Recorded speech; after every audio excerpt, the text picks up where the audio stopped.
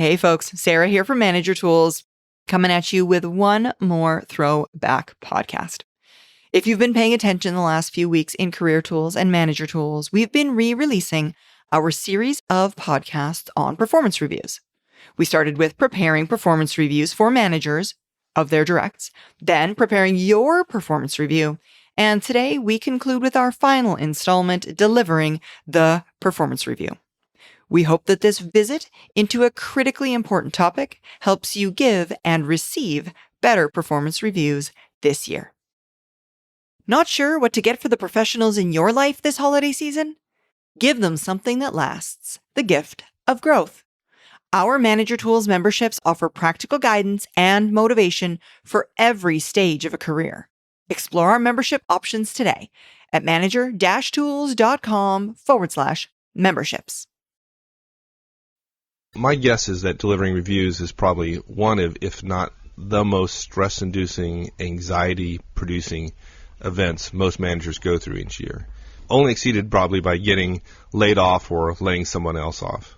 Yeah, I think and what's sad about it is it's much more stress-inducing for the people who are receiving it because the managers do it so poorly. And it goes back to something I told somebody a couple of years ago, Mike. I call it the Christmas rule, which is anything that you do once a year that's really important to you, like Christmas, is going to be stressful, right? You don't practice it. Right. Okay, it's like people playing golf once a month and wanting to be really good like the guys on TV. Not going to happen. So, yeah, I'm not surprised it's terribly done, but it is pretty bad. Of course, most managers that I know of don't mind giving positive reviews. So that's not the ones that produce the stress. It's the providing some constructive feedback during the review that presents most people with the difficulty. Yeah, but you know what's funny about that, Mike, is that everybody, even your good performers can get noticeable improvement out of a well-delivered review. So really what managers are saying is, I want my job to be easy, please, rather than I want to do the best job I possibly can. Sure, it's easy to give a review, but what you're essentially saying is, I'm going to not stretch my top people. Look, I would argue that you don't need to spend a whole lot of time on your weak performers. Spend less time on them. Say, look, I gave you you didn't meet expectations. Here are my concerns. Here's what I recommend you do. I'll be keeping close watching you. I care about you. I want to help you. And then figure out a way to spend more time with your top performers. An hour of your top performers at a noticeably better rate of value creation is much more valuable to you and your organization than an hour spent with your bottom performer. I don't mean to be Darwinian about it, but if a manager says, well, my top performers, they're easy. Well, why? Why aren't you spending the time thinking about how can I get the maximum out of them? What can I do to even make them more effective? So, right. I think there's a double-edged sword there. Yeah, it all goes back to providing feedback, and we won't go in the feedback model again here, but that providing feedback is difficult for people. Because they don't have a method and a process for doing so, which we've tried to address in some of our previous podcasts. And as we've been talking about, giving effective performance reviews is no different. If you have a performance management system in place and a method for doing it, it becomes relatively straightforward. Yes. Yeah. Yeah. So, I think the two things are the relationship that allows you to lean on it a little bit in order to give the feedback, and a delivery method. If you have those two things, then feedback works. Yeah. Okay, so, in the last two podcasts, we talked about how to prepare for and write performance evaluations, and today we're going to talk about delivery of that evaluation. Right. Well, let's first of all do some housekeeping from the last couple of sessions. We've gotten several emails, people saying, okay, you said there would be a self-evaluation form on the web, and there's not one there. We made an error. It was my fault in the last couple of podcasts. What we intended to say was this. What you give your employee, the ratee, is the annual review form that your firm uses. So that was the form we intended you to give. What we're going to post on the web, by the time you're listening to this podcast, it's already there, is the email that you're going to send out requesting their input on the form, and you can attach the form electronically or put it in their inbox, however you like to do it. So sorry we didn't do that. It wasn't very clear, and that was my fault. I also have to share a quote, my very favorite quote. I meant to do it last time, Mike, about evaluations, and it goes in right to the conversation you and I were just having. The common way of doing annual reviews is like dieting on your birthday and wondering why you're not losing weight. I just love that. It is so perfect. Gosh, I'm fatter this year, but I dieted on my birthday. I didn't have any cake. And that's what people expect. They expect an event to create change, and events do not create change. They create the requisite raw material, if you will, for change, but change happens through a process. It happens over time. It happens with attention and encouragement and regular feedback. So, all right, now that we get the housekeeping out of the way, in our last two podcasts, we talked about how to prepare for and write the performance evaluation. And so now we're going to talk about the dreaded delivery of that evaluation. How do we do that? What are the keys to that, Mark? Well, first thing is, hopefully when people were listening on how to prepare and write the review, it struck our listeners that delivering a review that is professionally done, that you've taken your time and done well with, will be much easier than one that has been thrown together and you don't have your data and you haven't reviewed it and thought about it carefully and so on.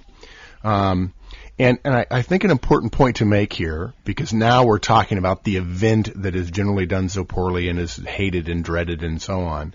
I think it's important to make this point again, and I'll probably make a couple more times during this podcast, is managing around events as opposed to processes is almost always an ineffective way to manage. It's counter to the basics of management, and it's hard to reproduce. Events tend to be hard to reproduce. They're hard to teach. They're much harder to capture and harder to correct in process as you're moving through them, because they tend to be pretty much reactive rather than proactive. There's no planning around them.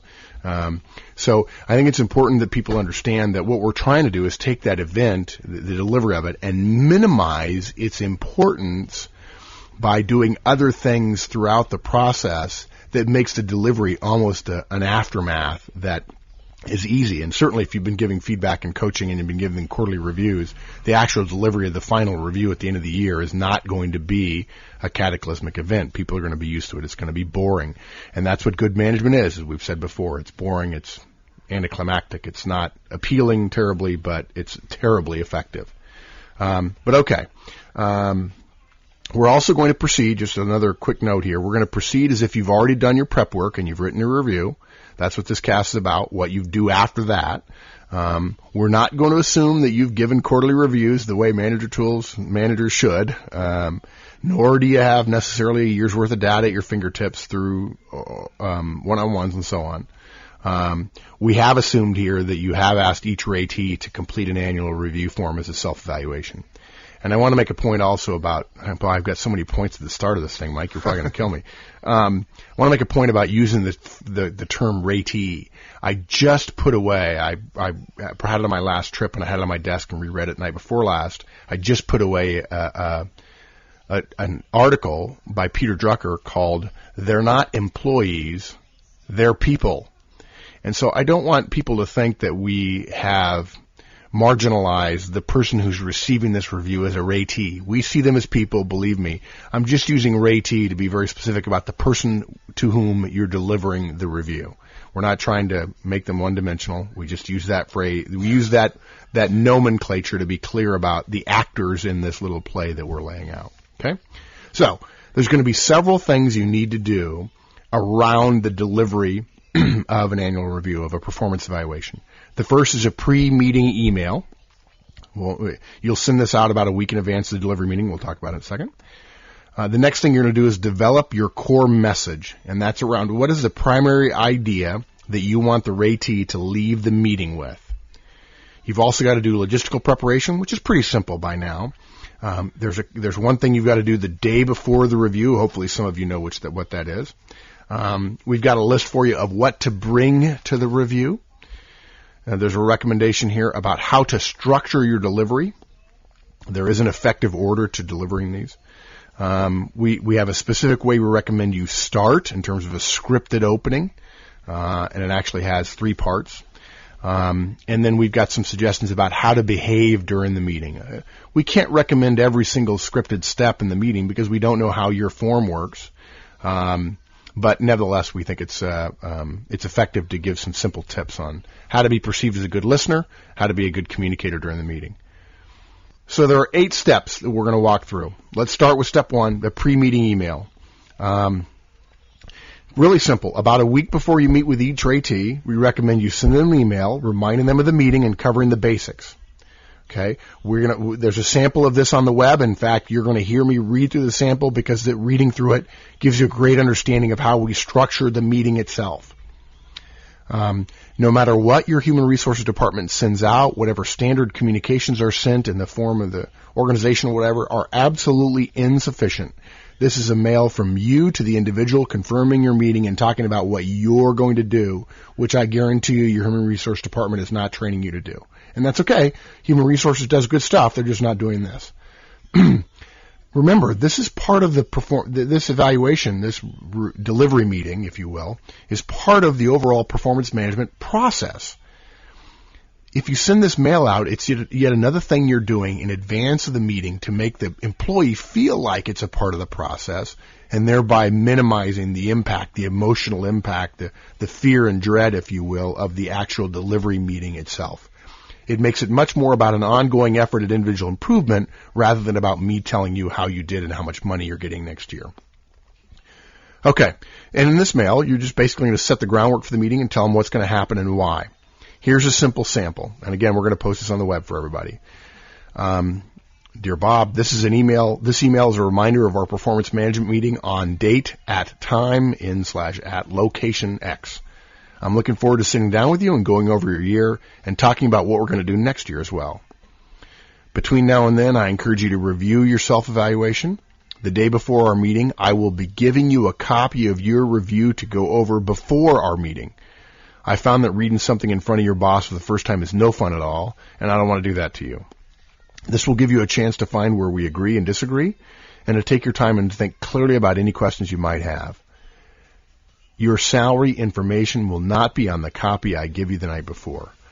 And Mike, we just do that just because we don't want people emailing each other. There's something to be said for the privacy of delivering the salary information face-to-face. I found that when we tell managers to put salary information on it in advance, salary information tends to get leaked more easily. It's going to get leaked anyway, but let's reduce the chances it gets leaked. Yeah, makes sense. Next, during our meeting, I'm going to follow a simple pattern that I found works really well. First, I'll go over our agenda. Then I'm going to give you a broad overview of how you performed, giving you first a core message. I'll do my best to summarize your year, if you will, in that core message. Then we'll walk through each part of the review.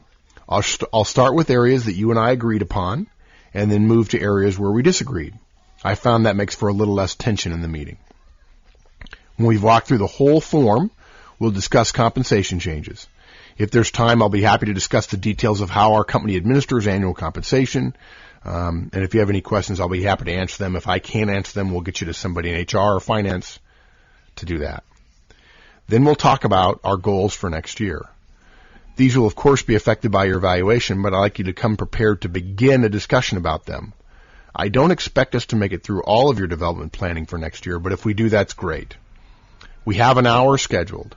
I will not go over that time. I found that if it does take that long, going longer doesn't help. Starting fresh in a second meeting is better. I'll be happy to schedule more time if we don't finish. My goal is always to finish the review of last year, discuss compensation, and again, at least begin talking about goals for next year. I'll finish by reminding you of the core message I began with.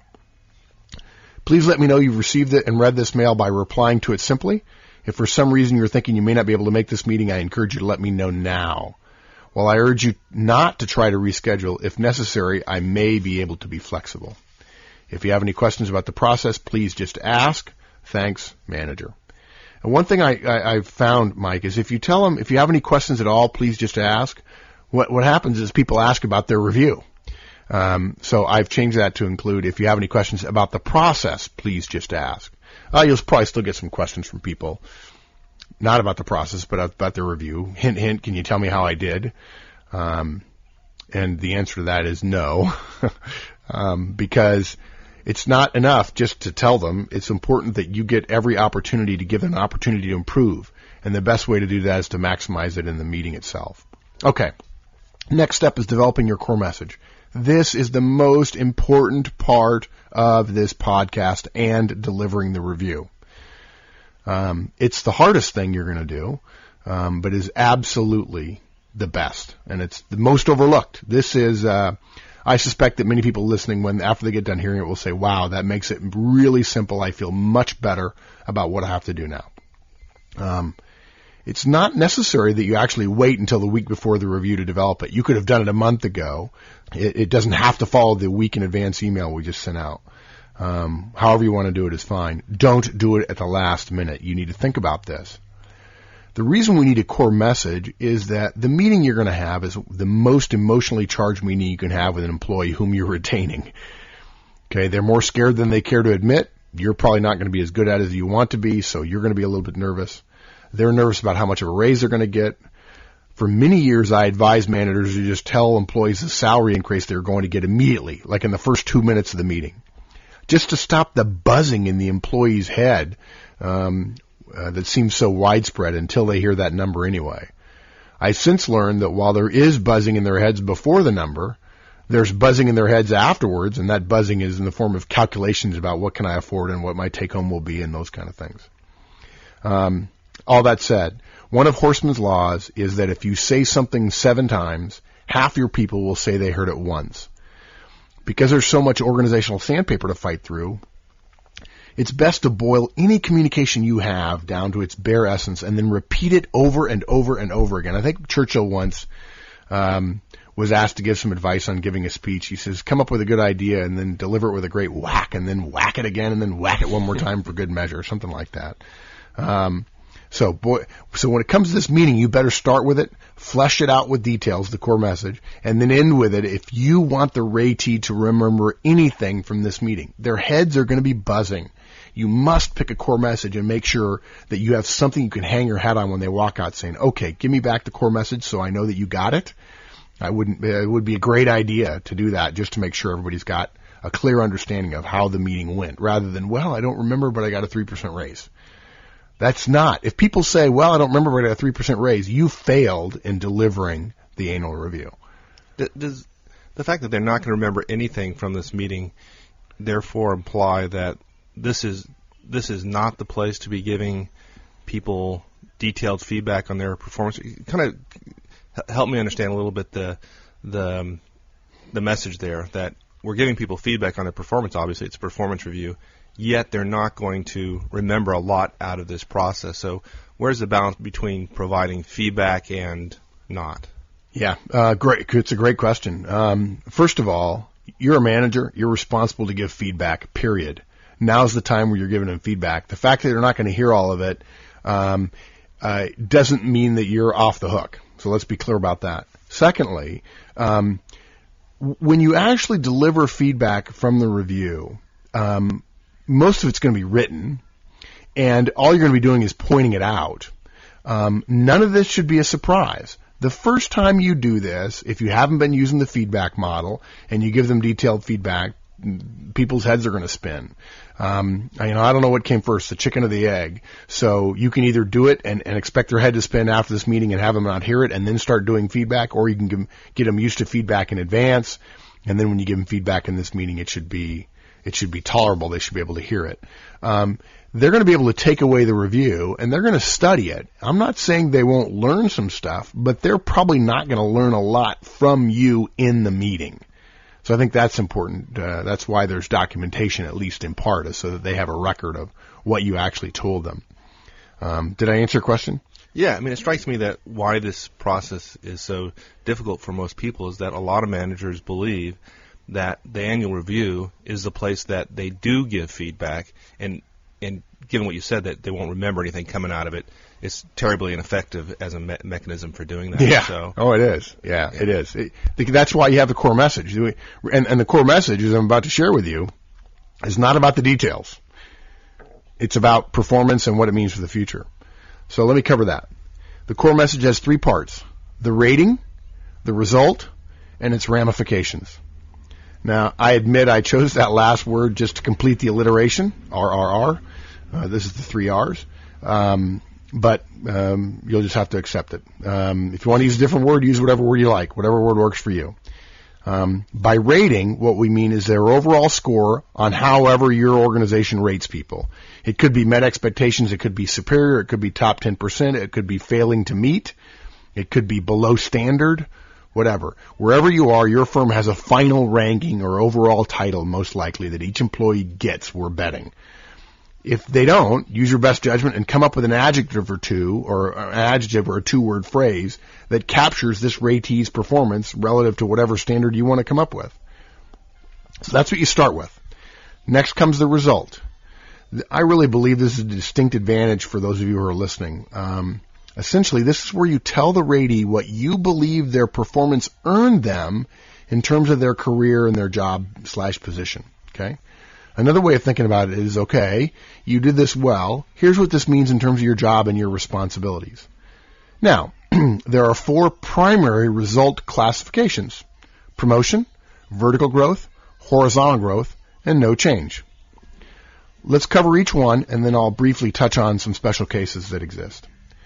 But first, before I do that, I have 2 notes I want to share.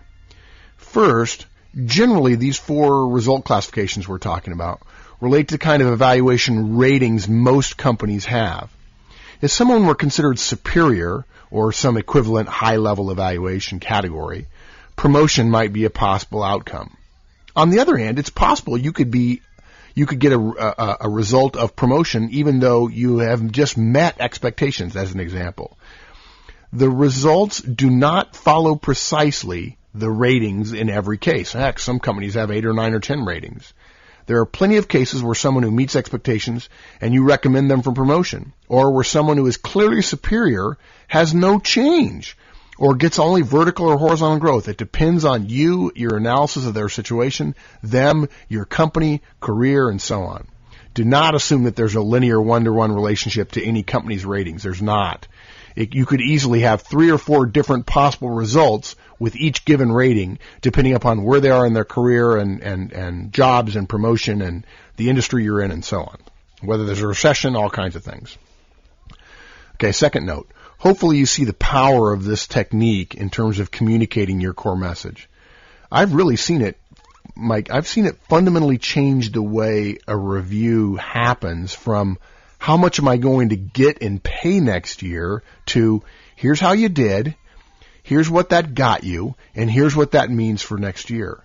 By communicating them in kind of in one paragraph, one sentence in that core message, it makes it much easier to see the overall conversation as being part of a process about performance and not about a salary adjustment. It really does make a difference. Yeah. Okay, so let's talk about the 4. First, promotion. Obviously, this is usually reserved for superior performers, but there are plenty of cases where a more middle-of-the-road performer might have earned such a result. Remember, this result is your communication to the ratee about what their rating actually means professionally for them in the next year.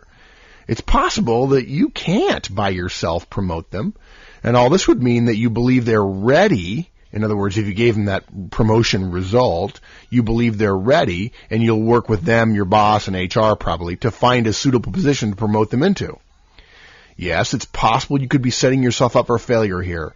There may be no position, your boss may hate you and the ratee and vow never to promote them. Promotion is the rating that requires you to have done, promotion is the result that requires you to have done some homework in advance.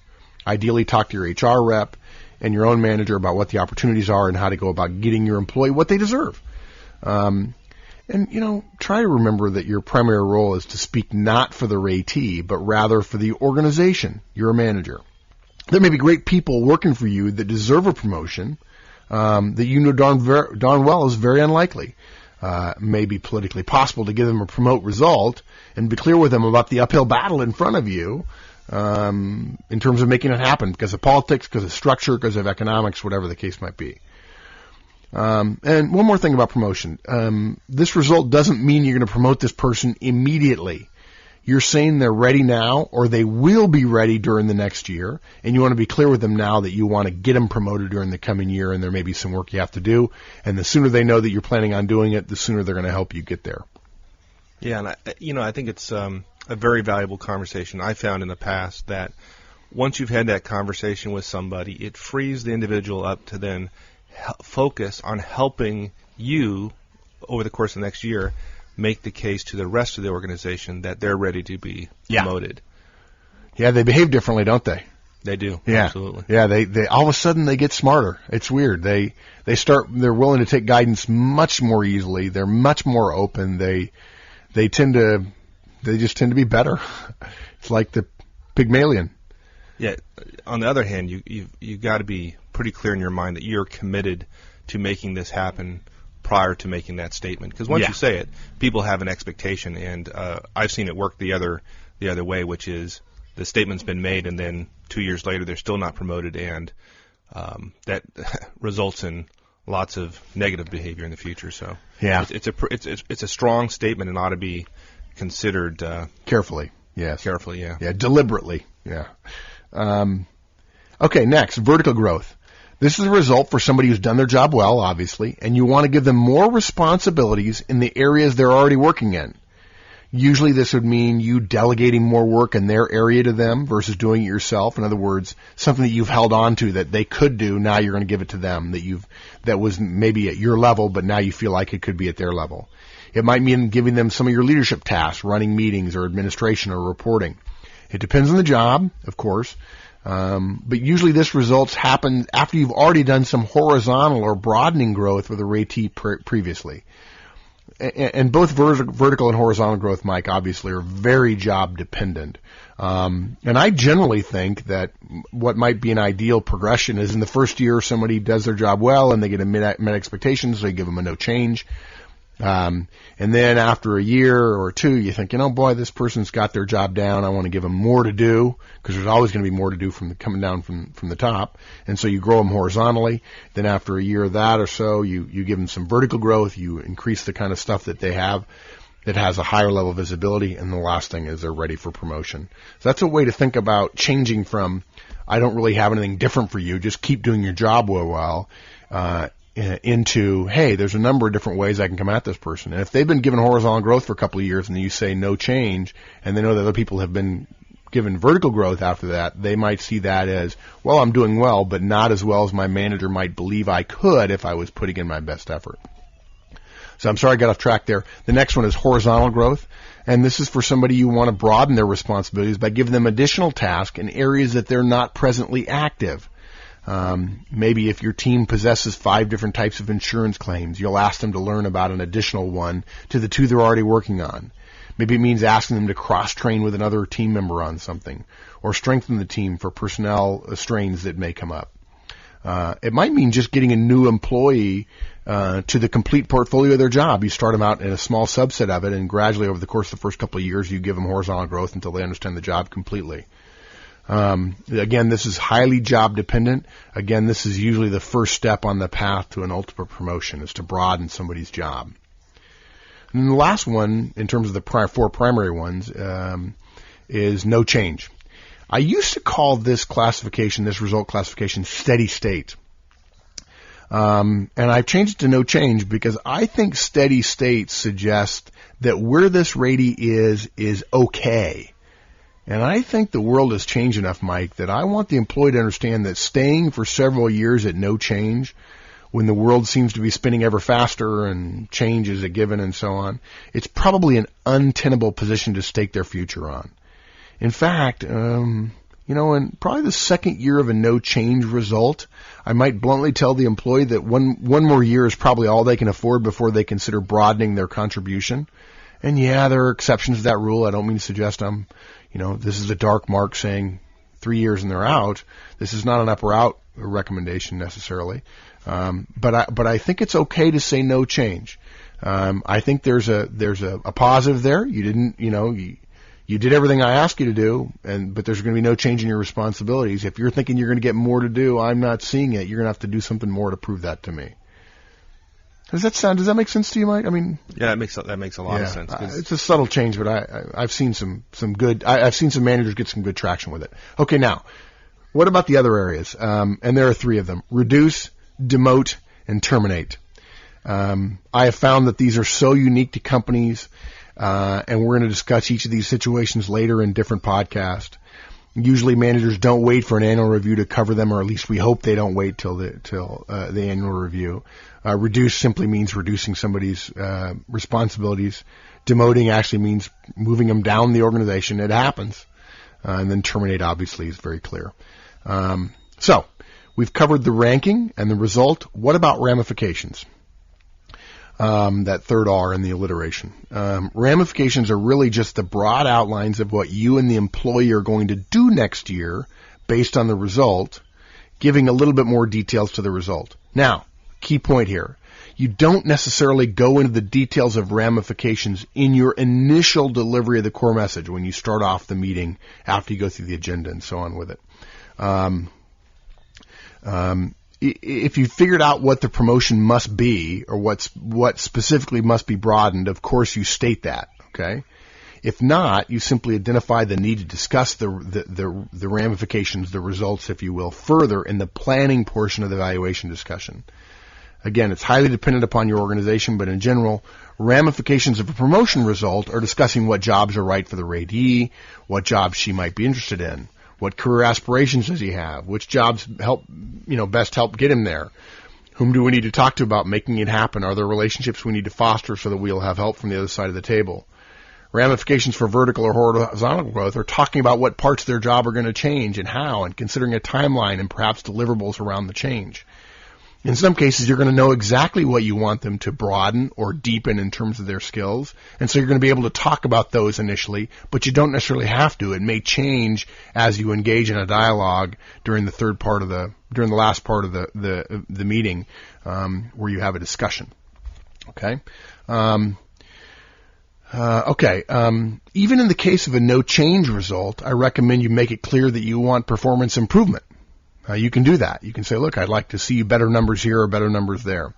All that said, here's what your core message might sound like. Bob, you did a superior job last year and earned a fully exceeded rating. I feel that means you're ready for vertical growth in your role in the areas of quality control and variability reporting, period. So you had rating, fully exceeded. You had vertical growth, which is a result. And you had ramification, which is quality control and variability reporting are the places you're going to be getting the vertical growth. One final note about core messages. The reason you're doing this is because the employee will not remember everything you want them to from this meeting. So I found it best to just boil it down to one or two key ideas and make sure they get those. It's possible that your organization makes it hard to use this format, but I doubt it. This is you in the meeting itself coming up with a way to deliver a key message in a clearly defined, distinctive way. And there's a simple test to use. Will the raidee be able to repeat your core message 1 month after your meeting? If you're certain they can do that, and you might want to test it as well, then you've had a good meeting. Okay? So that's your core message. That is probably 90% of the value of today's podcast. Okay? Cool. One thing that struck me about, I asked earlier about the whole feedback question, about whether the balance between feedback and how much feedback you can give. But one thing that struck me is that about this core message is really this is setting up the framework for all your performance management system activities over the coming year. I mean, and that it's to me, it's almost more about the future than it is about the past. Yeah. And certainly the past is informing the future, but that's the value of the review, is setting up the following year. Yeah, it does. It fundamentally changes the meeting. Okay, logistical preparation is next. Really pretty simple. You've got to reconfirm that you still own whatever meeting room you've scheduled. And something else I don't think I mentioned before, Mike, is that if there's a window in which you're supposed to deliver these meetings, like in the month of January or from December 15th to January 15th, do them at the front end of the window. The sooner you do them, the sooner your team will be done with them and they'll be able to get back to work. The later you wait, the harder it is to get done, the more other people you'll be competing with for your boss to sign off on them. Get them done sooner rather than later. Yeah. the added stress of trying to rush it at the end Yeah, is not. everybody does it, doesn't and make it's for a- embarrassing. It actually is embarrassing. It implies that you're really not ready and you're rushing to meet a deadline. The same thing you don't want them doing when they produce a project for you. And this is important. This is their addiction to food, clothing, and shelter. We don't want to mess. We want them to perceive us as being totally professional and ethical about how we handle this critical process and this particular meeting in the process. Okay. Also, if I haven't already said it before, you don't want to be scheduling these meetings first in the morning or last in the day. People say, well, I want to schedule my tough ones for the end of the day. No, you do not. People rushing to get into work first thing in the morning will not be at the best, and if they're going to be late, it's going to freak them out, and they're going to panic. And those worrying about childcare at the end of the day will not be in a mood. They're going to be, they're not going to want to be asking questions and so on. So don't do them at 8 in the morning and don't do them at 4 in the afternoon. Do them in the middle of the day. If that means you can only do 3 a day, well, then only do 3 a day and figure out how to do it. And if you can, and if you're wise enough and bold enough, I recommend you sit on the same side of the table as the desk, same side of the table or desk as the ratee. It's easier if you're in a conference room, obviously, than at your desk across a T on your desk or whatever. As a friend of mine once said, what if they hit me? Well, if you're worried about them hitting you, the table's not going to stop them. The table being between you and them is not going to stop them. It's a nice gesture to be on the same side of the table as they are. Now, another key point, learned this from a guy named Leonard Whiteman, one of the greatest managers I've ever known. It is one of the truly beautiful competitive advantages that manager tools managers have over other managers. I'm not suggesting it's a competition, folks. The one thing you must do on the day before any review meeting you have is give the ratee a copy of their review form, of course, minus pay information. Okay? This is so simple and so powerful, and so many people don't do it. Don't ask the employee to read their review for the first time in front of you, frantically looking for stuff to challenge or issues to unearth or where's the pay number. If it's going to be bad, there's a chance they might cry. Yes, it might happen. Yes, it does happen.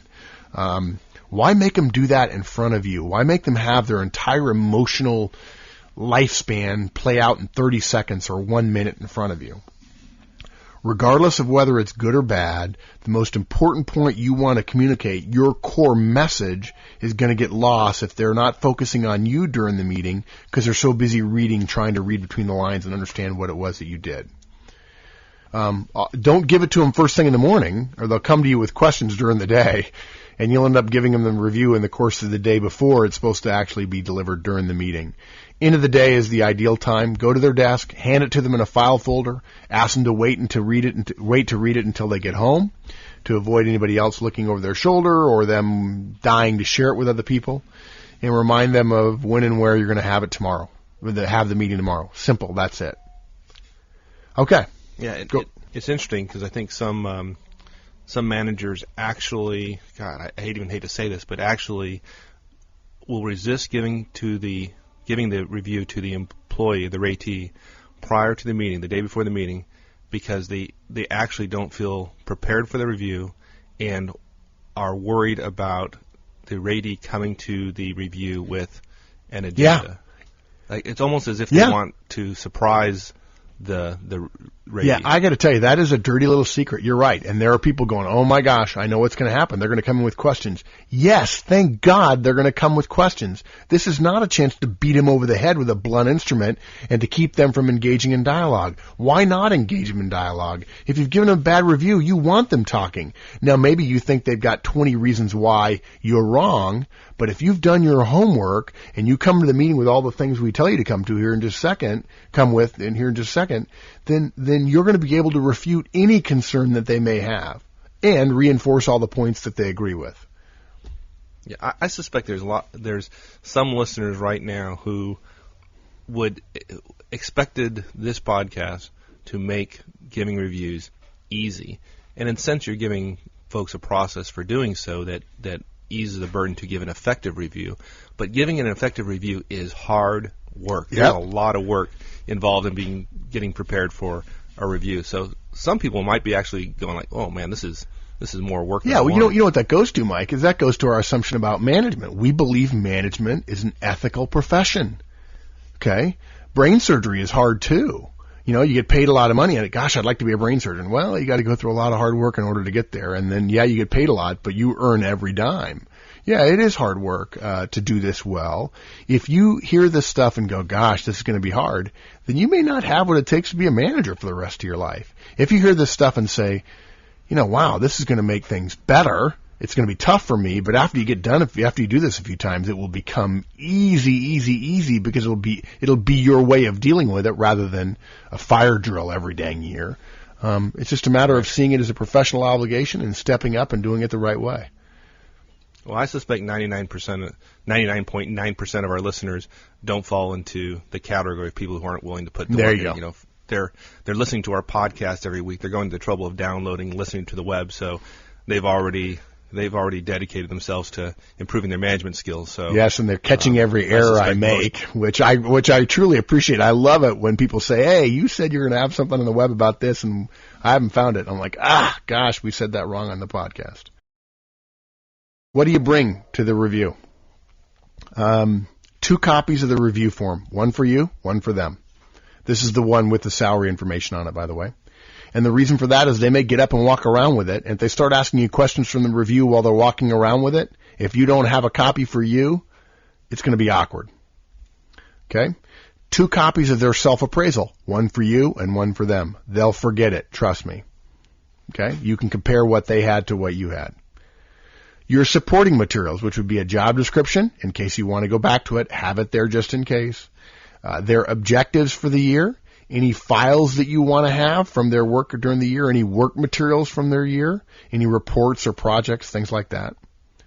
Your notes and observations organized. This is you looking through all that stuff, of course, and coming up with further examples beyond what you could have put on the review regarding the areas that you were asked to evaluate them in. All of your weekly one-on-one forms, those are full of information. Any quarterly reviews that you've done so that they can see that there's no surprises. Tissue, it may be emotional, and that's okay. So have tissue. It's a respectful thing to do. If you want it, keep it underneath the table, put it in a chair next to you underneath the conference room table, that's fine. Put it in a drawer on your desk, that's fine. I don't care. Have it available. Don't make a big deal. No, so you're saying you don't like when people walk in, you don't want to, as they sit down across from you, don't just want to take that box off the chair and just put it right slide there it in the right middle across of and say, here you table. go, get started now. No, that's probably not a good idea. In fact, if somebody starts crying, I had somebody once, what do you do if you start crying? The first thing you say is, I'm so sorry, here's some tissue. And you sit quietly. You don't have to say anything, just sit quietly. And if they say, you know what, I need a minute, say, it's okay, take a minute. I would encourage you, if you can, to encourage them to take a minute there with you rather than leaving the room, because then who knows when they'll come back. And then you're going to end up probably blowing through your timeline, which you do not want to do. But just address it and say, you know what, it happens. It's happened to me before. I've gotten emotional in getting a review from my boss in the past, and I totally understand. Take some time. That may be because of good or bad review. It doesn't matter. Water. If they get choked up, they're probably going to want water to drink after the fact. Having a nice pitcher of water with a nice glass is very helpful.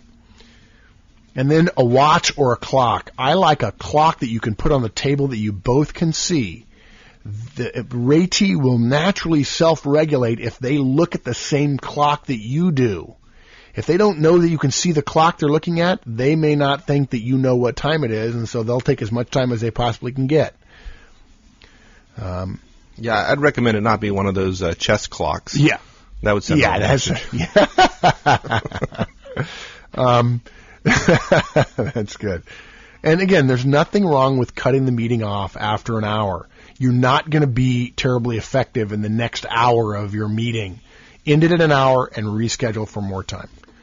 Okay, so that's what to bring. Excuse me. Now, how do you structure your delivery? In your preparation of the review you've done, you'll have noted where your evaluation of the ratee differed from their own self-evaluation. Rather than going through your eval form from top to bottom, go through the areas that you agree with them first. When you've done this, excuse me, Do you have a cold, or is that a result of only getting 2 hours of sleep last night preparing for this podcast? Thanks for rubbing that in, Mike. I spent some time with my family and stayed up late.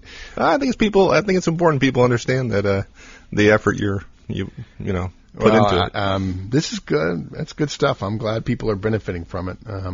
That means a lot. No sense in if you're going to do something, might as well do it well. Yeah. And we couldn't do it if we didn't do the preparation. We're not just throwing this off the top of our heads. Obviously, we've been studying this stuff for years. I've made plenty of mistakes getting to this point right here. Thank you very much. So in your preparation, you'll have noted where the ratee and you differed. You go through the areas where you agree first. By doing that, you get more comfortable in your delivery. You've gotten more comfortable with them in the room, with you doing all this. And so it'll be easier to address areas of potential conflict after you've gone through all the areas you agree. And there'll be plenty of areas you agree, I'm sure, unless you're just wildly divergent, in which case it's probably because you haven't been giving feedback and coaching and one-on-ones throughout the year. Okay. During individual sections of the review, when you're talking about areas of performance or behaviors or competencies, whatever it is your company calls them, the way to deliver the message in that area is to think about it as nothing more than feedback. We just modify our delivery a bit. We're going to have the 3 components, behavior, results, and confirmation, and it's going to sound something like this. Bob, I rated you as exceeded expectations in customer service based on behaviors such as your handling of Chris Jackson situation in March, the leadership you showed the team on the improvement project, and your high-quality scores on the unannounced forms review. Do you agree with that? I'm going to get agreement on each section if I possibly can, okay, as I move through the areas of agreement. Or I might say, Bob, I've scored you as sometimes met expectations in call processing. I base that on behaviors like you're only meeting our volume quota 65% of the year, you never met the quota in any one given month, and during one 3-month period, you didn't make it during a single week. And a key point here, I'm sorry, go ahead. How important is the agreement on the feedback you're giving them, and what do you do if you don't get agreement? Good. 2 good questions there. First of all, the agreement is important, but it's not critical. In other words, you may not get agreement from them, and that is in part because you don't need it, okay? And because you're only halfway there, and that goes to your second half of the question, is what happens if you don't get agreement? Remember now, what you have on the review is not everything you have in terms of data on this particular employee if you've done your homework, if you've prepared and written a good review. You've got more stuff in terms of one-on-ones and your notes, which you've categorized, hopefully, according to the review, with more data in reserve. So you go through 2 or 3 comments that maybe you've written 1 or 2 down. Let's say you've got 1 or 2 examples for their rating on the review form, and then you mention one other, and you ask if they agree, and they say no, and you say, well, okay, let's talk about that. Why don't you agree? And you always want to ask them, if they express disagreement, you don't want to beat them over the head with more data just yet. You want to say, why don't you agree? And probably what they're going to say is, well, you're forgetting about John Smith, or you're forgetting about this, or you're forgetting about that. And the correct response is, thank you. I did include those things, and let me add a few more things, though, that went into my thinking. And then you give them 3 or 4 more comments that support either positively or negatively whatever rating it is that you particularly gave them. You don't have to ask for agreement the second time. Okay? And what you're hoping to do is get agreement so you can move on. If, in fact, it's an issue, and usually this won't happen until later in the session, of course. If, in fact, it's an issue, all you want to do is point out, okay, they have an issue, and you're essentially telling them, and I've got more data here, and my data is going to win. So I don't ask a second time whether or not they agree. I might say something like, I hope you can see it from my point of view, based on this data, why I drew the conclusion I had. Let's move on to the next topic. Did that answer your question? Yeah. Yeah. I'd suggest that those managers go into the review with the kind of information you're describing. Immediately get membership in the 99th percentile manager club. Good one. Yeah, you simply can't have only the behaviors on the form as evidence. You've got to have more evidence as backup. You've got to have it written down elsewhere. This is really, again, this is the way to cut off potential problems and disagreements. So you say to them, let me give you some more data that caused me to come to the conclusion I did. I'm referring to you achieving only 50% of quota in 18 weeks over the year. That's below standard for even new representative. Having this backup data, Mike, is so powerful. And again, it just significantly reduces the chances for that contentious meeting that everybody's trying to avoid. The fact is, your core message and all the work you've done in advance is going to make this meeting go so much smoother than you can possibly imagine. The chances of it being contentious on any one of these issues is not going to be that big a deal. It's not going to be that likely. I don't know how many views you've been in where your manager was this prepared. None. I've been in none, Zero. frankly. Yeah. But can you imagine the reaction on the subordinate's face when you walk in and have this kind of data and conduct the review this professionally? You know what's funny? This is management. You know what? People have been living in a dream world thinking that what they're doing day to day is management. It's not. It's being a boss. What we're talking about here, this is management. Yes. Powerful. Yep. I love the distinction between being a manager and being a boss. Peter Drucker says great. management is a profession. Well, if it's a profession, then you're a professional. And professionals in meetings like this, which is a critically important meeting, got to be one of the top 10 most important meetings you have all year, if not top 5 or even top 3. A professional knows how to address, knows how to handle, has a plan for, and delivers his top most important meetings every single year. No question. Yeah. Okay. So that's structuring the delivery. Now, how do you actually start the meeting itself? We've already alluded to this above, and it has 3 parts: the agenda, the ground rules, and the core message. And the agenda, it's real simple. You run down what you're going to go through: the core message, the form agreements, the form disagreements, compensation, and next year's performance planning. For ground rules, I recommend some simple basics, and I do recommend you go ahead and state them up front. It's not rocket science what we've got here. They're simple. Start and end on time. Future meetings are fine if we don't finish, and we'll schedule them when we're done if we don't finish. We're going to stick to the agenda we just covered, I just walked through. No comparisons to other employees. Everybody else sees it differently. Everybody sees everybody else differently. It doesn't work. We're not going to do that. Stay professional. That means polite conversation, no personal attacks, no raised voices. Either of us can end this meeting at any time or take a break if necessary. Active listening on both our parts. Questions are encouraged. I reserve the right to move on if we seem to be stuck. We can always come back to an item if we have time or at a later meeting. No cell phones or pagers. No calls taken or made, period. If an employee sat across from me and checked their pager while they were in a meeting with me about their annual review, I'd be very disappointed. I understand about families, but there are plenty of times where an hour, this is one of those times where an hour is well worth it. And then the third thing is, of course, the core message, and we already went through that. Rating, results, ramifications. Right there in the very beginning. Bang.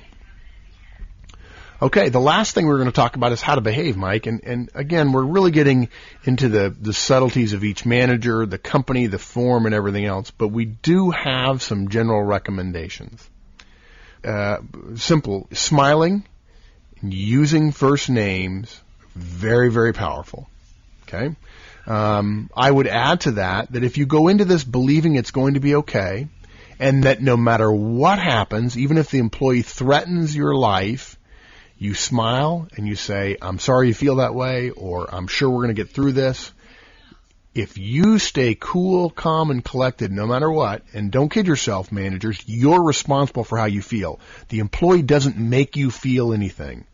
I'm sure I've used my umbrella story. They're poking with an umbrella, but you're getting mad. If you get mad all by yourself. You own your emotions. You're responsible for your emotions. Go ahead. I don't think you've shared the umbrella story, to be honest. You've alluded to it several let's share times, it but now. I don't know that you've ever told the story. Maybe I'm wrong. Got on an elevator once. Actually, it was out at Pebble Beach, believe it or not. Got on an elevator and was going up, and a guy got on after me, and I was actually with a friend of mine, and we were going up in the elevator, and this guy got on after us, and my buddy and I were standing in the back of the elevator, and this guy got on after us and stood in front of us and pushed a button to go up a floor or two, and he turned around, and now his back is to me. And it had been raining outside, and so he had an umbrella underneath his arm. He had a long trench coat on and a hat and so on. And in the course of the elevator going up a couple of floors, he started looking in his pockets for his keys. Well, in doing so, his umbrella started poking me in the chest. Pow, pow, pow, pow. Well, I'm at the back of the elevator, and I got nowhere to go. He doesn't know. It's totally inadvertent. He does not know he's doing this.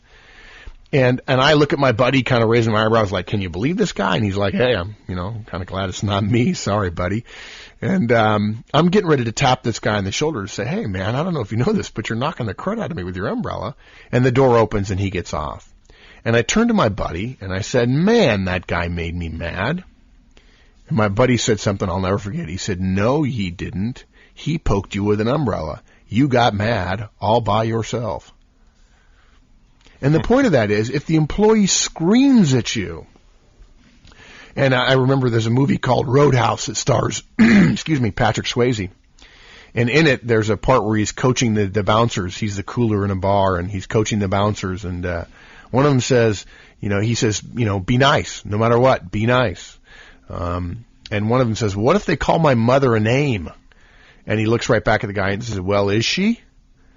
Just because a guy calls your mother a name doesn't mean you get to get mad, even if you're from New York. You're responsible for your emotions. If they get in your face, you stay calm, stay cool, stay collected. If the chances of them taking a swing at you are virtually nil. But if they do that, then you're going to fire them, so it doesn't matter. The chances of that are just trivially unimportant to deal with. But basically, you can go in and say, I'm going to be cool, I'm going to be calm, it's not going to bother me. If they get upset, I'm going to be attentive, I'm going to be kind, and I'm not going to let it rattle me, no matter what. If you need to take a second, that's fine, to put your thoughts together. But okay, so first names, smile, stay cool, calm, and collected. Never, ever interrupt the ratee. In fact, let me take it a step further. If they interrupt you, stop talking immediately. Don't continue talking. Don't make it a war of wills between you and them. If they interrupt you, stop, put your hands down on the table, and listen. And the way you listen is you make great eye contact, and you use active facial expressions in terms of active listening. And yes, there are ways to say and and yes, I agree, or I can understand why you feel that way. In fact, one of my favorite phrases is, I can understand why you feel that way. Privately, I don't agree with you, but I certainly can understand why you feel that way. If an employee says to you, boy, I'm mad, I really feel that you're not giving me a fair rating here. It's completely normal for me to say, I can understand why you feel that way. Gosh, I'd feel that way too. So those are some simple things you can do. I want to give two concepts to put in the back of your mind that will help you diffuse tension if, in fact, it goes there, which, of course, with this process, the chance of you having tension is greatly reduced. The first one I call the medicine ball technique. When someone gets angry at you and they attack you, it's a bit like they're throwing a medicine ball at you. Well, if you know what a medicine ball is, it's a leather thing. It's, bigger than a basketball. It's about the size of a beach ball, and it's filled with sand or something, I don't know, and they weigh like 20 pounds. They're heavy. If you get thrown one, when you catch it, you're going to get knocked back. What I mean by this is that when you get thrown a medicine ball, you don't catch it by sticking a hand out in front of you the way you would with a baseball glove on to catch a ball, and you do it stiff-arming it. When you catch the medicine ball, you put your hands out in front of you like you're cradling a baby, and you catch it and you gather it to your chest, and you actually take a step backwards. When someone attacks you, accept their attack. Confident people are willing to be attacked because they're secure in who they are, what they're doing, and why they're doing it. You don't have to be defensive. You don't have to defend it. You don't have to, when they yell at you, you don't have to yell back at them. Don't do it. Yelling is just wrong. Nothing can be effective that makes you look so stupid. People look stupid when they yell. If you've ever seen a movie where there's no sound and people are yelling at each other, it's hilarious. Their veins on their neck are popping out and their mouth is open so big they could swallow a grapefruit. It looks dumb. Don't yell. The other person yelling is digging their own grave, and let them do it. Okay? You can give them feedback about it if you want at some point during the meeting. Hey, can I give you some feedback? When you yell at me during a review, it makes me less willing to spend more time helping you see what you need to do differently next year. It makes me think that you're not going to be willing to put the extra effort in next year. It makes me think that we really are not going to finish today. What can you do differently going forward from this point? That's powerful feedback in the course of a review. And you can absolutely do it at any time. You can also give them positive feedback if they respond positively and say, boy, I see why you're saying that. You can say, hey, can I give you some feedback? When I give you a point where you can improve and you tell me that you agree with me and you can see how I drew the conclusion I did, it really makes me think you're a professional. It really makes me appreciate that you've got the right attitude about this. It makes me really want to work hard with you to improve that to get you where you want to be in your career with this company or wherever it is you want to go, period. Thank you. Keep it up. That's simple. That's powerful. So think about catching a medicine ball. It's okay to step back. I understand. Sure, I can understand why you feel that way. Gosh, I'm sorry you feel that way. It's okay to say all those things. You don't have to attack back. You don't have to win the war of words at all. It's not a battle. It's not a debate. You're in charge. You're the manager. You're going to win every time. If you know you're going to win, you can smile even when you're being attacked if it's late in the game because you're still going to win. Last thing I want to teach is a sales technique. It's called feel, felt, found. I often use it in conjunction with the medicine ball concept that I just shared. And it goes like this. The employee says something like, I can't believe you do that. I mean, I'm really a good employee here. I don't think you're seeing me fairly, or they're attacking you in some fashion. You use the feel, felt, found technique, and it sounds like this. Gosh, I see how you feel. You're telling me that you feel this particular way. You know what? I felt that way too. When I got a review like this, I was kind of angry that my boss was giving me the short end of the stick, and I really didn't feel like I'd been treated fairly. Here's what I found. It doesn't do any good. It didn't do me any good then. I don't think it's doing you any good now to attack me. I found that it's better to keep our voices level and even keeled and talk about our differences. It's okay to have differences. You know, the definition of conflict is two human beings in the same county. We're going to disagree about some stuff. It's okay. I don't hold you any less for the fact that we disagree. But I understand how you feel, and I felt that way. And what I found is keeping our voices even keeled, being calm and professional about it will tend to lead us toward a resolution rather than raising our voices and being upset at one another. Yeah, I can't help but go through some martial analogies arts analogies, and that last night at my Taekwondo school, I think we've probably talked about it before, but I'm a partner in a Taekwondo school. We were, testing one of my friends for his second degree. And the analogy, though, is that as you advance in the martial arts, a person attacking you becomes can almost be your best friend. So you accept the attack to put yourself in a position to attack yourself. And in this case, it's similar. I hesitate a little bit with the analogy because this is not a contest in the review. But the sense is you're accepting the medicine ball. You're accepting their statement to put yourself in a position where you can then give them constructive criticism or constructive feedback on how to move forward in a positive manner. Yeah, if you yell back, they're not going to be of a mindset to listen to you, give them managerial guidance. But if you behave like a professional, if you behave calmly and rationally and in an even keel, they will tend to come back down to your level and then be more likely to hear the other suggestions and recommendations you have. Remember, the whole purpose of the core message is to get them thinking about next year, to think about performance. And if all you're doing is fighting over last year because you're raising your voice too, you're not going to have a good meeting talking about what the plan is for next year. You're just not doing your job. In fact, Mike, it's interesting you mentioned that because I was just looking at a book on my bookshelf called The Magic of Conflict. It's about a martial arts instructor that talks about the fact that it's okay to be in conflict with other people, and you can actually that there's energy in that conflict that can be rerouted in a positive way. It's a great book. Yeah, and to make my analogy even clearer, I wish I had said this earlier. Is when I say accepting the attack, probably I have a visual in my mind that most people obviously do not. But when I say accepting the attack, is a junior level person, a junior black belt, for example, will still be at the point in their development where they're blocking attacks. As opposed, when I say accepting, there's techniques for taking the strike, redirecting it, and instead of being farther away from the opponent, you're closer to the opponent. So you're actually accepting. When I say accepting, I mean moving closer to the individual. And so by accepting this people's somewhat negative or hostile feedback and accepting it, you actually end up moving closer to him or her, and then putting yourself in a position that you can influence them in a more positive way. Yeah, fundamentally, that's the exact same principle that I've got in my head when I'm talking about feel, felt, found, in the medicine ball. Yep. Yeah, you're attempting to build a relationship even when they're attempting to tear it down. There's no excuse for a manager ever tearing down a relationship, and so you must be willing to do the hard work even when the employee is emotionally not comfortable doing that. Yeah, that's powerful. Again, 99th percentile. There you go. Manager club. And that's it. That's the 7 steps. We started with the email, pre-meeting email, developing the core message. That's the key lesson. That's the 900-pound gorilla in this podcast or two. Logistical preparation the day before. Got to give them the review the day before. What to bring. We gave a list. How to structure your delivery. Talking a little bit about using the feedback model to think about how you talk about each portion of the review.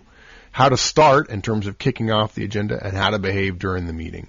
Obviously, it goes without saying that to wrap up, you probably want to repeat your core message, thank them for coming, and of course, if you need to, schedule another meeting. And that's it. Well, great. We got a couple, we're early on in the process, so hopefully we've covered preparing and delivering reviews early enough for people to actually apply that. I hope so. This year. We also have time, I think, for folks to give us some feedback and ask questions and allow us an opportunity to come back and clarify things that we weren't, clear on. So, I'd encourage folks to send us some feedback on email or at the website, and we'll come back and cover areas that maybe we weren't clear enough on. Thank you. All righty. Thanks, my friend. Bye. We'll see you. Bye. Thanks for joining us today. We hope you found today's podcast useful. As we noted earlier, we have a couple of weeks available to cover specific questions about preparing and giving performance reviews that we may not have covered in today's show. So please take the opportunity to send us an email with your questions. You can reach us at show@manager-tools.com. Also, please note that our members-only podcast will be delayed by just a bit. Mark came to Virginia this week to work with me on the January show, but before we got to the registered members show, he decided that he'd rather hang out in my basement with pneumonia than work on a podcast. Now, he's recovering quite nicely, but he's not quite yet ready to record again. So, with that, thanks again, and we'll see you all again next week.